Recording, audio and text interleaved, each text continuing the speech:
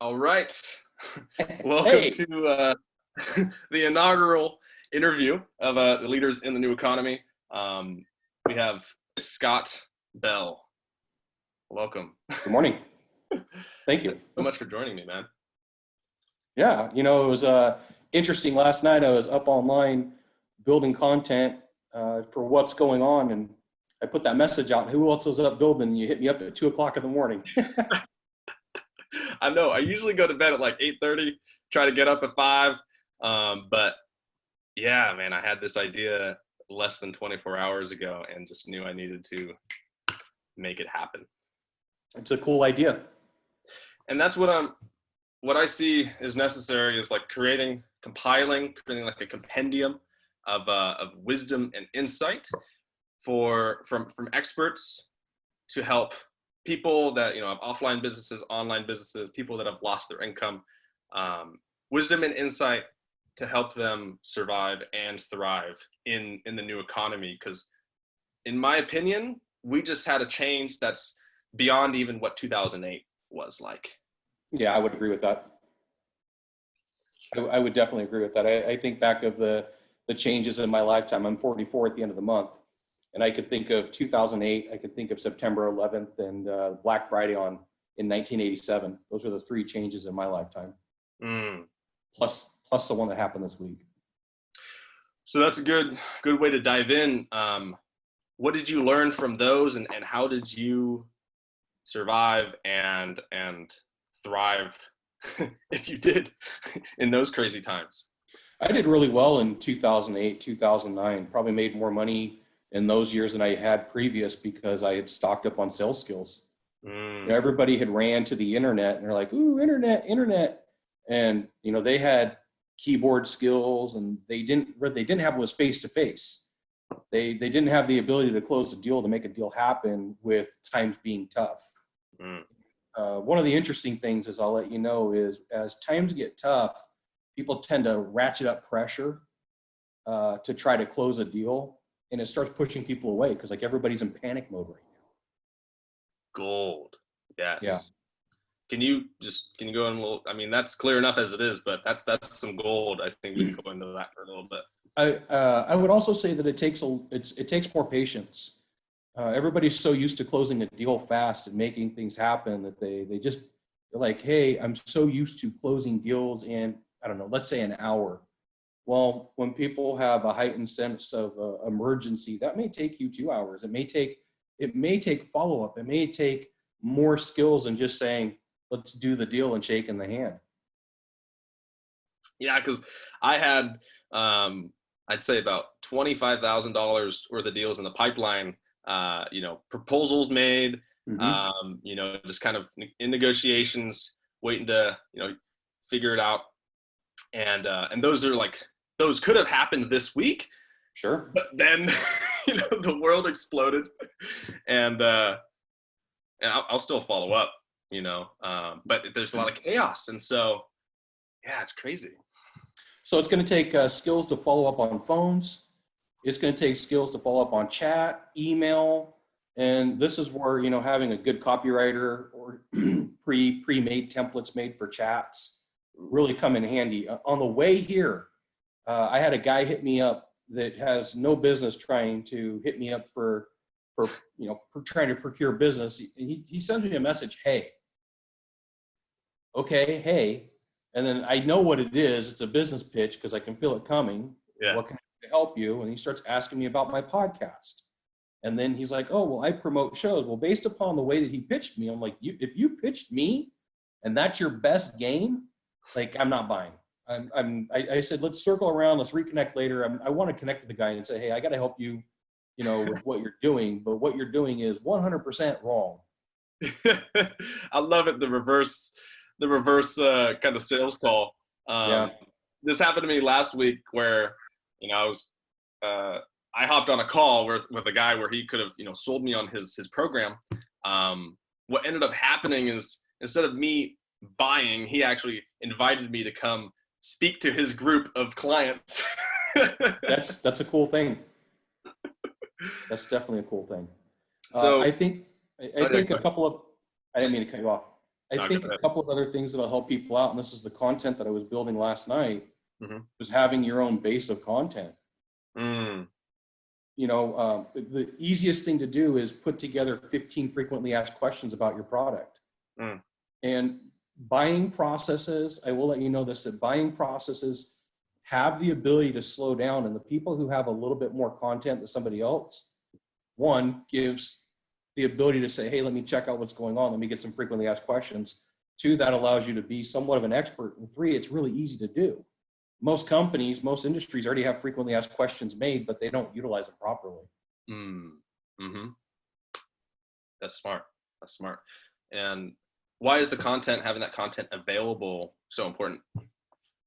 Well, most salespeople have to regurgitate information anyway. It doesn't really matter what you do. You're constantly redoing a performance. And to have assets available when someone's like, hey, I got a couple of questions for you, shows that you thought through what you have going on. Shows that you're prepared to have that type of information. It's like this guy that just hit me up for, you know, trying to syndicate my podcast. I'd say, great, why don't you send me like a one sheet? Why don't you give me some information about what you do? Yeah. He's like, I don't know what that is. Well, I mean, that's like a reverse resume. When someone says, hey, I want to know more about your product or service, you know, I've got 2,500 sales training videos on YouTube. So, I mean, I've got, like, here you go. I can give you some content. I've got almost 100 episodes of my podcast stuff. So, like, I'm not out of content. I got things that I can share with you. And you're obviously credible, because I don't need to go and watch those 2,000 videos. Like, nobody does 2,000 videos on something they don't know anything about. Yeah. Yeah. I mean, since August 1st, 2014, I've put up a YouTube video every day. Wow. Every single day. My dad passed away 18 months ago. I missed 6 days. We can give that one. Yeah, I had a gimme. But besides that, yesterday I put up video number 2,452, and then I've got 80 on my body language channel. So between the two of those, I'm over 2,600 videos or 2,500 videos. So that is a level of showing up and commitment that I don't see anywhere. So I think that is an important piece too to share with people. How can you tie in that level of commitment, that kind of just consistency, with how this can support people today? Well, you know, we all live busy lives, and I have a ton of other things that I have going on just like you do, but I felt that it was important to jump online and, hey, what can I do to help out? And consistency in your actions is one of those things. Consistency in, like, hey, if I say I'm going to be there, I'm going to do it. I'm going to do it. If I say I'm going to help you out, I'm going to help you out. And part of that comes from proof of your actions. I mean, all it takes for you to do a blog is 600, 700 words a day, which if you use something like otter.ai or rev.com, you can have it transcribed and you could talk right into the machine. Like in 2008, I was doing a blog a day on 2 different websites. And so, like, content for me comes easy. And I know that's not true for everybody. It's way easier now. And so everything starts at a difficulty level. When I first started taking copywriting classes, my copywriting coach would just, like, smack me around because, like, English is not fantastic for me. I have a reading problem. But, you know, just consistent action over and over and over again proves to somebody, hey, look, I'm willing to stick in the game. I go back and I look at my old YouTube videos and I'm like, oh my goodness, these are horrible. And, you know, I developed a skill over time after filming 2,500 videos that are edited and 3,000 total, you know, because some of them end up on the cutting room floor. It's that consistency. So, like, you want to ask me about sales, I could talk to you about it for, I don't know, 50, 60 hours. Wow. I have content. That's amazing. Yeah. Wow. I didn't even know any of this about you. Yeah. So we're even more blessed to have you with us. So what would you say to the offline service owner or the contractor who their world just kind of completely shifted underneath their feet? Yeah. So just so you know, I come from training heating, air conditioning technicians, plumbers, and roofers. So, like, that's my bread and butter. That's what I do. And I've worked with companies anywhere from $1 million annual revenue to companies that are $50 million annual revenue in, like, one location. So first is have a process, have something that you consistently do. I ride one-on-one with salespeople. So I'll go incognito and I'll put on the uniform and I'll grab the tools and I'll go help and I'll do the work.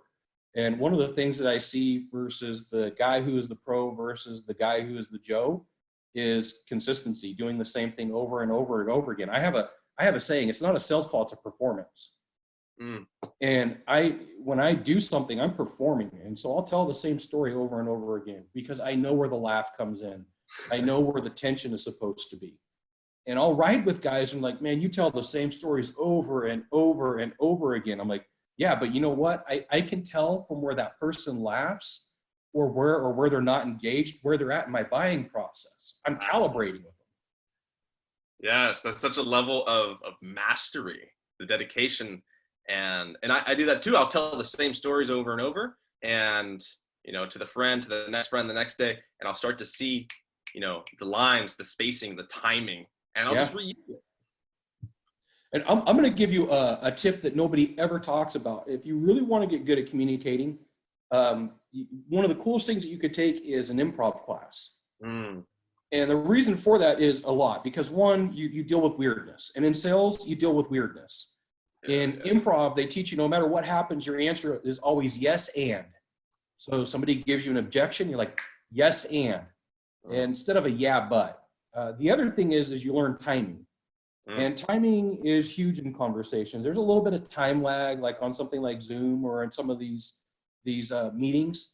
But the thing is, face to face, you have to get that down. You have to be good with a little bit of weird pressure, a little bit of anxiety, a little bit. It develops over time when you do enough deals.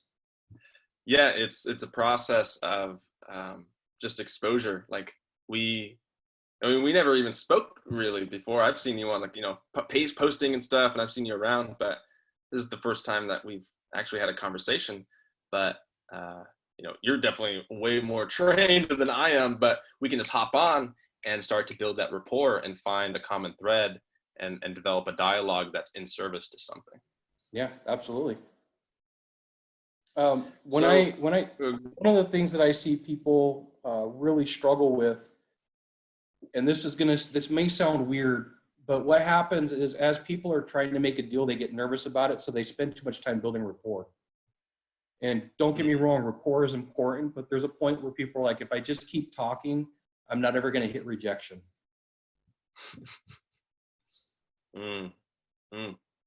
So there's a lot to get used to in any sales process and any interaction, but just like anything else, you have to take the first steps. And a lot of times I'll ride with people who are struggling, because that's what companies will do is they'll hire me and say, hey, we need you to come ride with our person who's struggling. And they'll go through what they consider a presentation. They'll go through their information. And what happens is they get to the vehicle and they're like, hey, I feel defeated. I feel rejection. And I have to remind them, it's not rejection, it's regret, because you didn't follow a process. You regret not doing your job. You regret not doing the actions that you needed to do. So if I could really help somebody out, one, you have to have some sort of a basic, 5 or 7 step sales process, and you got to go through it. And then you got to ask for the business and realize that objections are a dance. Objections could be nervous energy. A lot of people will automatically throw back, like, I want to think about it. I got it. Your price is too high. And a lot of times people will go like, oh my goodness, that's an objection. Sometimes it's just that person saying out loud what's going through their brain. You just ask for the business. Like, look, I completely understand. I would love to help you out. Let's just go ahead and get you started. As I've been learning more about sales and same thing with, offer development and marketing, like it's all psychology, and objections I'm now seeing are, something to like overcome and just push through, but it's data.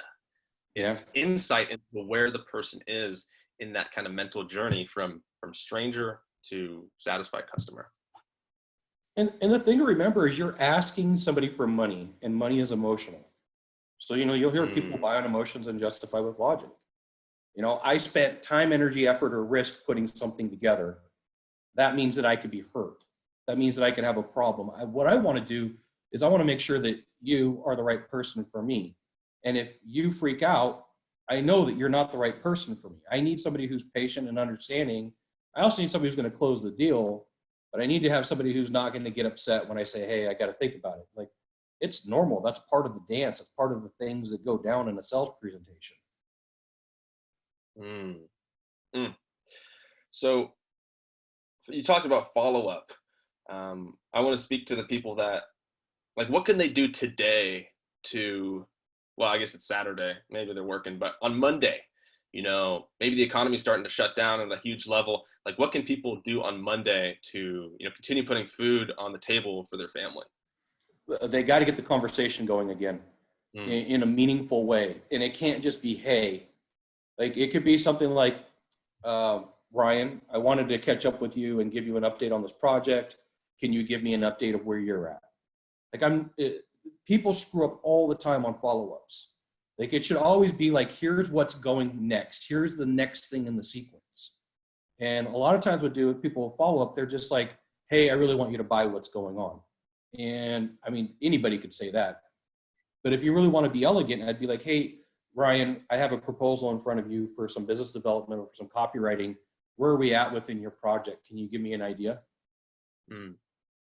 Because you can't answer that with a yes or a no. Nice. I'm gonna use that one. So like, check this out. Let's say that I was going to hit you up for some training. I would say, hey, Ryan, I want to give you an update of what's going on. My training schedule is becoming booked. I would love to get you on the calendar. I do have a couple of days available. I got one for Friday and then one for next Wednesday. Why don't we figure out a time to make something happen? So everything's based upon an update. You just got to figure out, go to the thesaurus and look up update and figure out how many different ways that you could say it. And then what you do is you create a file on your phone. And it doesn't matter if you have an Apple and it doesn't matter if you have an Android. You create a swipe file, so to speak, of your content. And what it is like, as you're texting, you're gonna be like, okay, here's my update text message. Here's my update email. Here's my update information. And then that's what you send out to people. Anybody could just like slap a message together, like, hey, tell me if you're gonna buy, yes or no. It takes a little bit of thought and effort to be better and elegant about it, about, hey, I've got this in my phone. I'm just gonna cut and paste the information and just send it on over. But remember, you have to change the name, because if I call you Bob, you're going to be like, what happened to my personalized service? Because now it's not. Yeah. And that's so brilliant, because it takes some time to personalize it or to come up with that higher level kind of update or follow up. But as you're saying, you only have to really do it once if you find if you pick a template. And so that's one of the best things that people can do, is they could leverage their assets. A frequently asked question sheet. Like, if someone's like, hey, I don't have a lot of time to talk to you, you're like, okay, one of my follow-up sequences is a frequently asked question sheet. One of my follow-ups is a should ask question sheet. One of my follow-ups is a one sheet with testimonials of common objections. Like, you say you want to think about it, great. I've got 3 people here, they said they want to think about it. You got 3 people, or someone who says it costs too much money. I've got 3 people who said that they would have happily paid me twice as much to get the same results. So it sounds like the homework for people, if they want to get some deals going, is it's really back to the basics. It's the foundations, and it's look at 10, 15 people or deals that are close to being closed, or as far along as they are, and develop some kind of follow-up to start that conversation going again. And in the world of marketing, they talk about this thing called a Tripwire, and that's a low dollar item that you can get people to make a purchase, to get somebody into a sales funnel. Well, if you think about it, an engineer, it costs time, energy, and effort to make a Tripwire, to make a product. You could do the same thing with training. You could do the same thing with some sort of coaching. You could do the same thing with doing trade. So you look 200 years ago, cash was not readily available. People did a lot of stuff off of barter. Yeah. And, doing something for free for somebody up front is in a form of barter. It's a form of, let me trade you something today, or maybe something later in the future. Maybe we do or we don't do business, but it's an opportunity for me to perform and show your people how to be better. Absolutely. Yeah. In the beginning of my career, I was, working for myself, so focused on, like, let me get the deals, let me get the income.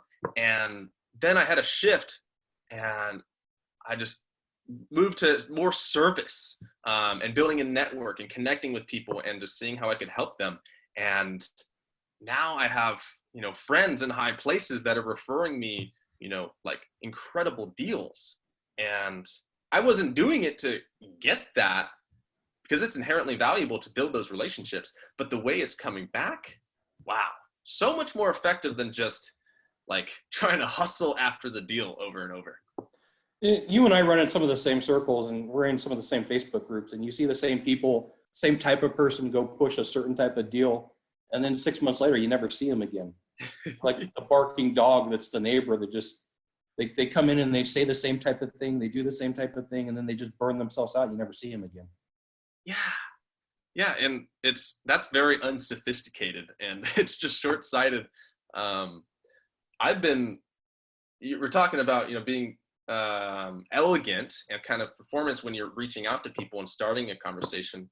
I've actually been talking to people over the last year that like multi-millionaires, people that are like the gurus in the industry, but I'll send them a message. I'll just shamelessly reach out, but I'll make it interesting. I won't just say, hey, I will make it something they want to engage with, something that they can like find value from. Sure. And curiosity builds attention. Someone was like, who is this person? How do I get to know them? What could they bring to the table for me? If it feels like it's some weird sales call, it is a weird sales call. If it's me saying, hey, Ryan, what can I do to help you out? What's something that I could do to help build your business? I don't want anything for it. I just want to engage with you. That's not strange. But if I just send a text message that says, hey, like that's an instant red flag that there's a problem. You have to think through what you're going to say and what you're going to do. Yes. So we don't know, what's going to happen exactly with the economy or how long it's going to last. But what's the kind of mindset or perspective that you think is most powerful to operate with? You have to be in for the long game. You and me, everybody, whoever's watching, are going to see a lot of people who really don't have the skills to be where they're at, but because the economy was good, they faked it until they maked it, right? That's not grammatically correct, but that's the way that it is. And you're going to have to put in some work. You're going to have to do the effort. It's not going to be as easy as it was. Deals become slower. Follow-up becomes more key. Asking better questions than anybody else is important too. Everybody in the industries that I've worked in has gotten fat and lazy over the last couple of years because it was so easy to close a deal. So it's all about going back to the basics. Over the last 2 days, I recorded two episodes of my podcast. So like, these are the things that you could do right now. It's about an hour and a half of content of like, this is how you can prepare for what's going on and close deals, even if you're in quarantine, on vacation, or asleep. I would love to drop a link to that. Sure. Down below, so we can follow up with that. That's powerful. So, and I will tell you that it's not like something that's super crazy, that everybody's like, oh, earth-shattering stuff. I took a whole bunch of basic information and I sandwiched it together of best practices of things to do, and I included links. So if people are like, I don't know where to start, like, nope, I got you covered. I got every link in there for everything that you need to do. Beautiful. That's a great service. So we're talking about pipeline. The link into the Zoom chat. Great. That's I just made a note of that, and I will add it to wherever we put this out. So we're talking about working with pipelines and following up with people. What do you have to say about prospecting and filling the pipeline and lead generation in these times? It's, once again, everybody's going to be hitting the pavement. You're fighting against everybody who's scrapping now. Everybody who had deals in the pipeline, the deals are going to fall through. So everybody's going to go chase after the same item or the same thing. You're going to have to outwork the competition. It's time for you to put some skills together. It's time for you to think through your process and be willing to have those follow-up files and ready to go. Somebody who takes 1 or 2 hours today of putting content together, maybe 3 or 4, if that's what it takes, is going to close way more deals than somebody who's just going to be in panic mode and saying, I wish I could have closed the deals, and I wish I could have made some things happen. So you're going to have to dig deep and figure out whatever your pipeline is. Are there adjacent pipelines? So one of my mentors is Jay Abraham, and Jay teaches, look, who buys something before yours or after yours, and how can you get to that person and make a deal? Yes. This is, there's so many opportunities out there when you begin to think in this way, because now it's not, hey, give me your money. But now you can go to an adjacent pipeline, as you said, and say like, hey, I want to give you an extra $1,000. Do you have these kind of people in your audience? And now you're like adding value and you're getting what you need. Even if, like, if you know what your acquisition cost is for a client, and let's say it's $1,000, and I go to you and I say, hey, Ryan, I've got a client for you, but it's going to cost you $1,000. Who cares where you bought the client from? Sometimes people get freaked out about this. They're like, I'm willing to go buy a Facebook lead for $1,000, give it to you? No freaking way. That's crazy talk. Yeah. Like the marketplace doesn't care how you paid for the lead or where you got it from. They don't care if you closed it. So whether I pay you or I pay the Google or the Facebook, then it's just definitely something to pay attention to. Absolutely. Yeah. I started out in residential solar, actually. Okay. And we would give a $500 referral fee when someone closed the deal. And that was great, like huge business and wonderful.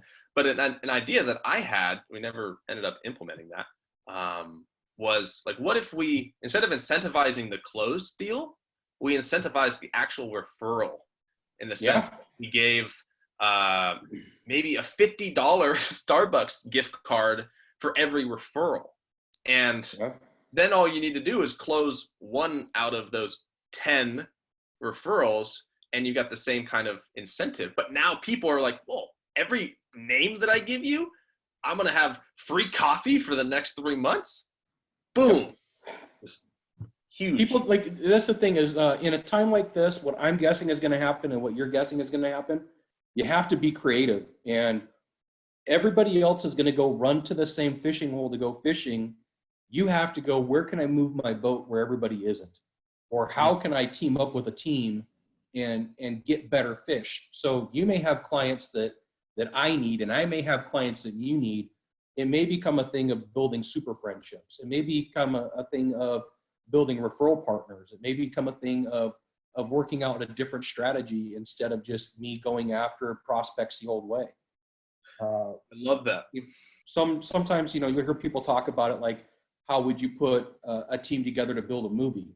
You would get a producer. The producer would go out and run a different camera. They would get their crew. They would find the people based upon the skills that they need to do that. And I could foresee moving forward in the future how that would be of huge service and of huge value. That, Ryan, we have somewhere our clients cross paths. Would you mind giving me an introduction? And in return, I'll give you an introduction to some of my clients who may need copywriting. Mm-hmm. Absolutely. Yeah. So what is like some homework we could give somebody if they wanted to build these super friendships, as you called them? What define the super friendship first? So when you look to build a partnership in business, it's based upon trust. And there's plenty of people out there who talk a good talk and say a lot of good stuff. But if I'm going to refer someone to you that's my client, I better have vetted you to make sure that you're the real deal, that you can do what you say that you're going to do. Because there's nothing worse than borrowing my credibility and then trashing it. Yeah. So I've had people come to me and say, hey, can you introduce me to this guy or this girl? I know you know them. And I look them up and I take some information down, and based upon their information, I'm like, I wish I could, but I can't. And sometimes people hit me up, and then based upon their interactions and who they are and the deals that they've done, I'll say, yeah, absolutely. It's going to take a little bit of time and effort. But taking care of your client sometimes means that you get to step away from the deal and insert somebody else who needs that information better than you do. So I had a doctor hit me up 4 years ago, and this guy says, hey, I really need your service. And I said, what you need, I can't offer. I know the guy who you need, and I'm willing to give up my deal to give him to you. And that guy referred me tons of business. So sometimes it comes down to saying, I'm not the right person right now. And sometimes that's hard because you're like, I want to close a deal. I want to make something happen. But that's the difference between a pro and a Joe. That's saying, like, I'm doing the best thing for my client.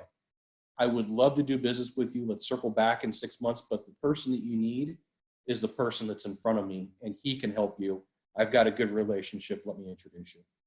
Man, and the shift in the relationship when that takes place, because now they know you're not just in it to like get paid. You actually care. And so the trust and the rapport just skyrockets. Well, because we go back to a lot of times people want the quick deal. They're like, let's just shake hands. Let's get it done as fast as possible. And they don't do the hard work. They don't put in the effort. And, you know, there are people out there that are like, you know, it's all about me. I don't care. If I need to make this deal, I need to eat. I don't care about what comes first. But I'm in it for the long term. I'm in it for the long game. I'm not in it to get burnt out, you know, jump from industry to industry to industry to industry. I'm in it to like, hey, I'm a stable, steady person. So a little side question. What's the longest a deal's been in your pipeline? 4 years. 4 years. Wow. That's long game. Yeah, but you know, sometimes, like, okay, I'm going to go off on a little bit of a tangent when it comes to objections and making decisions, okay? So let's say you got to make a purchase and it's something high dollar to you, and I don't know what that is. But we all have somebody we answer to. I'm a single guy. There's still people that I answer to, and those are my peers, and I never want to look dumb. And so what will happen is people will talk, they'll have a conversation, and that person has input that you don't realize. And so what I was working against was somebody who had input, but because I was patient and I took my time, I got the deal. They were being fed bad information. They didn't want to look dumb. They didn't want to raise their hand and say, hey, I was wrong. And I allowed them to not have to go back and eat their crow, so to speak. I allowed them to say, hey, look, now it's time for us to work together. But I did that through a nurturing program.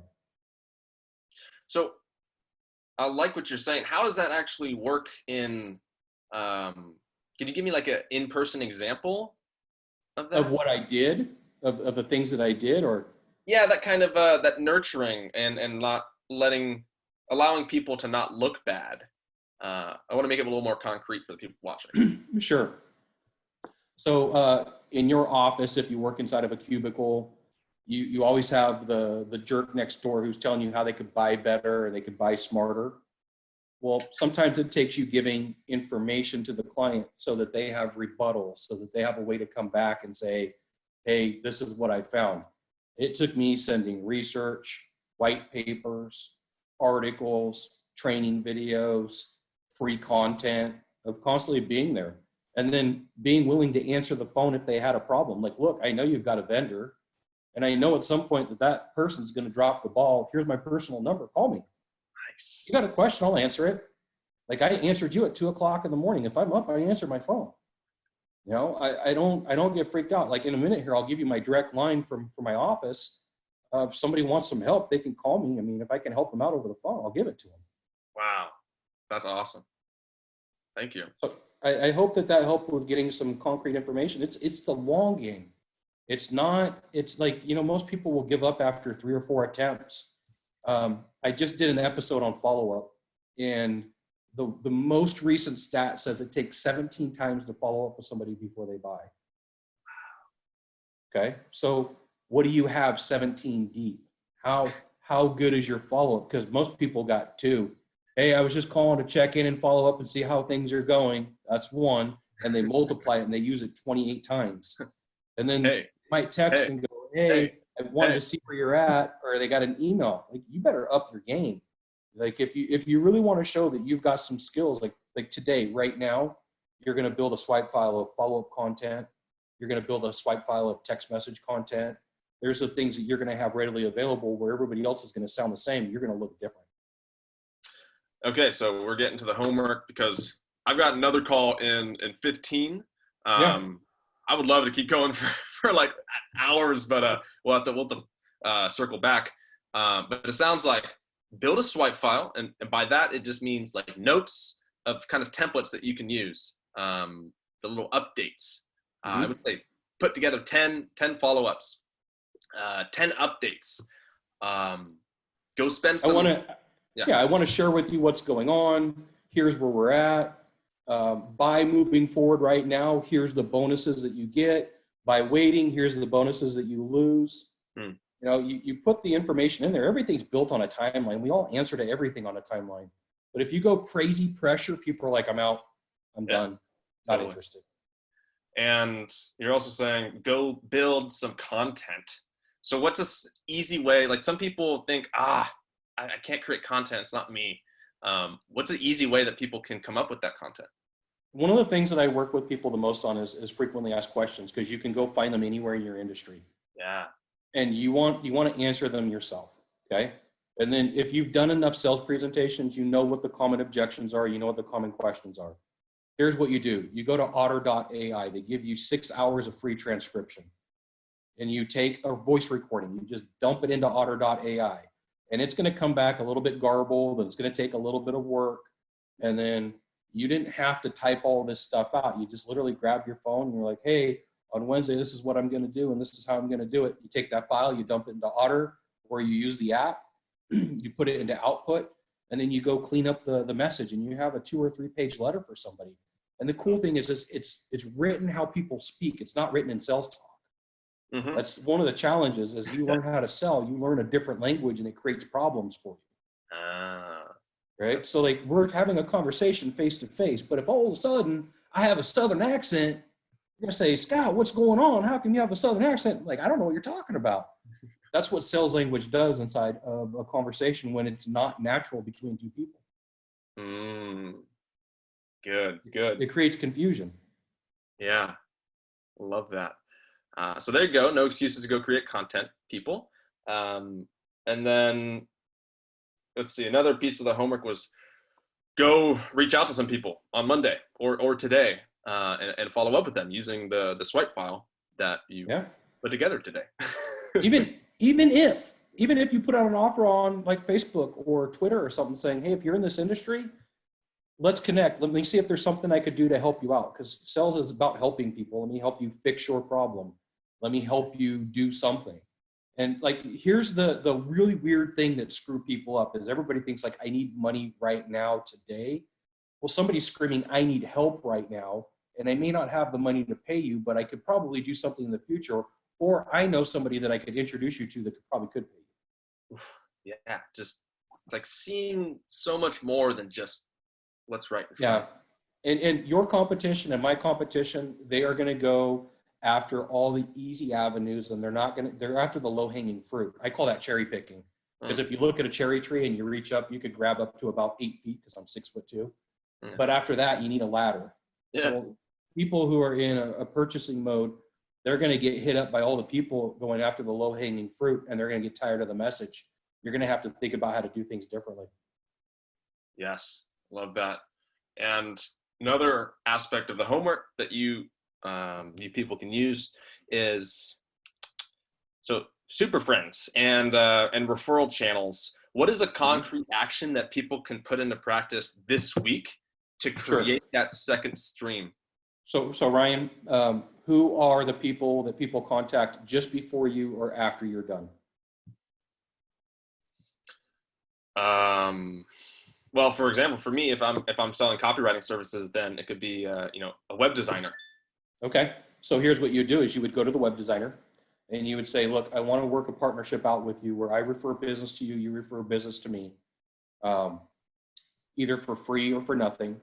I'm gonna give the person that I'm gonna refer you to a glowing review, and I'm just gonna ask that you do the same thing for me. Okay. So that's somebody they go to before. Who's somebody they go to after?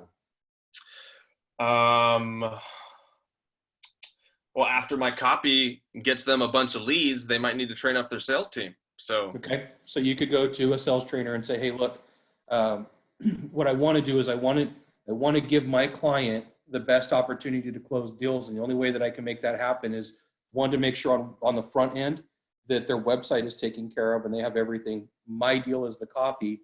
What I want to do over here is make sure that their phone staff, their call center is all trained up so that if somebody's calling inbound for a lead, that I'm not missing deals, the buyer's not missing deals, and then we just go in a circle. Like maybe it's a credit card processor.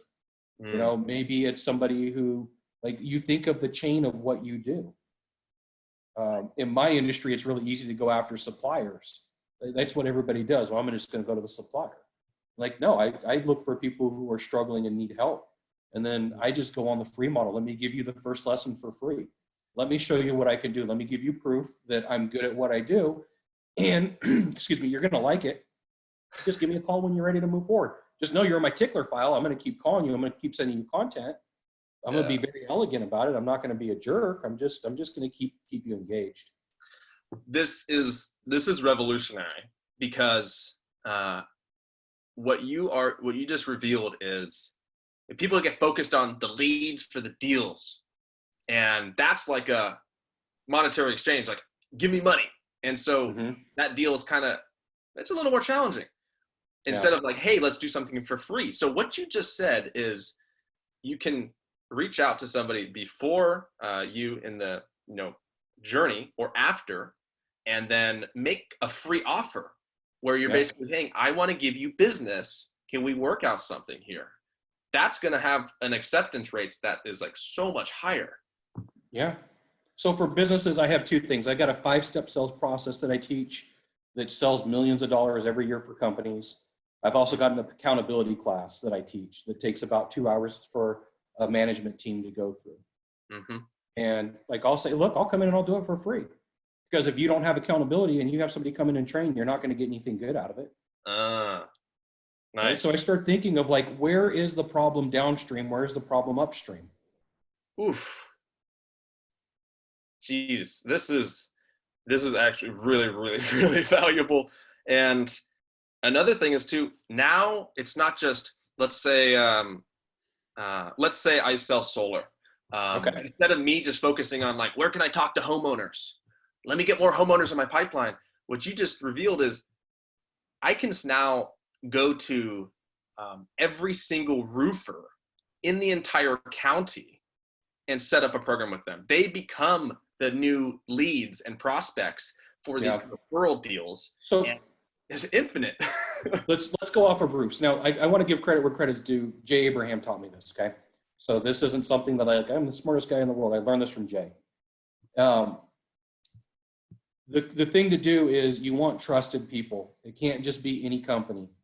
And sometimes you got to go to company number 3, 4, 5 on the list and not company number 1.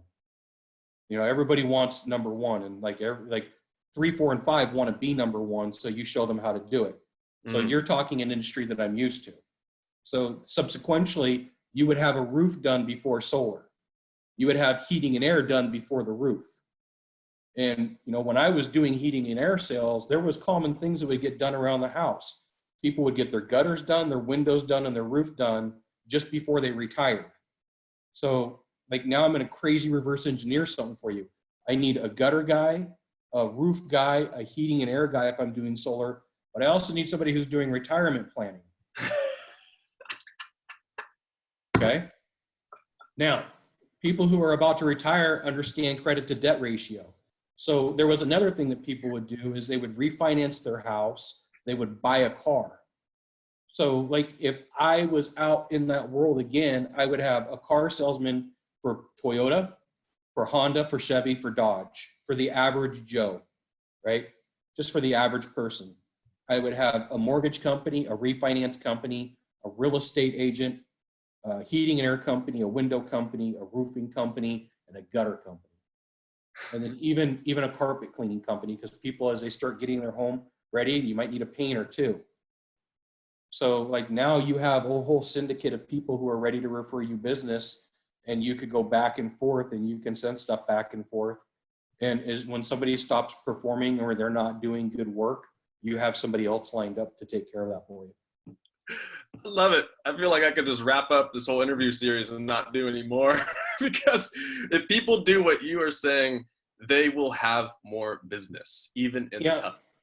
And I know that you got to go, and I got like maybe 2 minutes. Is that cool? Yeah, let's wrap it up in 2 minutes. And then throw in how people can follow up with you and get more and so on. Yeah. So when it comes to doing business with those partners, you have to find good people, but you have to take the time to explain to them and say, hey, here's what's going on. You know, I'm working a deal right now with some real estate agents, and I went to them and said, hey, I've got a company that wants to give you a free service. And they're like, why would they do that? And I'd say, because right now they're paying $200 for a lead, and they would rather pay you a little bit less. And I'm going to tell you up front, they're going to pay you less, but what do you care? You're still getting paid, right? Like, don't get greedy. Don't be a pig.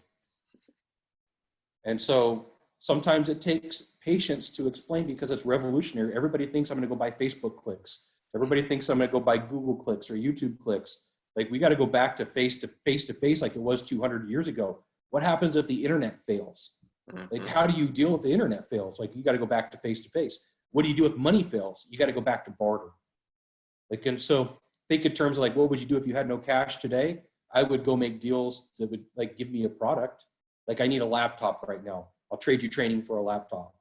I need office space right now. I'll come train you for some office space. What is it that you could do? You have no money. If somebody took away your money, what would you do today? That's how I would think. So powerful. So I'm going to give you my office line, which is my Hawaii area code. 6. Okay. And it rings through to Aries 711. That's my company. That's my LLC. If I don't answer, leave me a message. I'll do what I can to help. So you're inviting anybody that's watching this to ring you up? Yeah. I mean, if I can help, if there's something that I can do, if I can't do anything, I'm going to say, look, I can't do anything. I got somebody for you.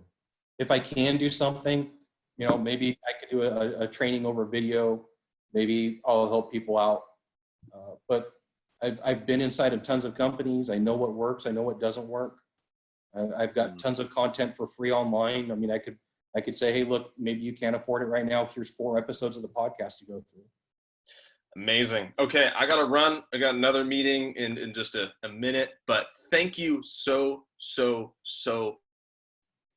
You know, to help people. Yeah, absolutely. Whatever I can do. Amazing. So I'll follow up. I think we need to have another interview in a few days or a week or something like that. Cool, thank you let's do it. Scott. Yeah. Thanks for having me on. Have a wonderful weekend. Hey, aloha. Bye.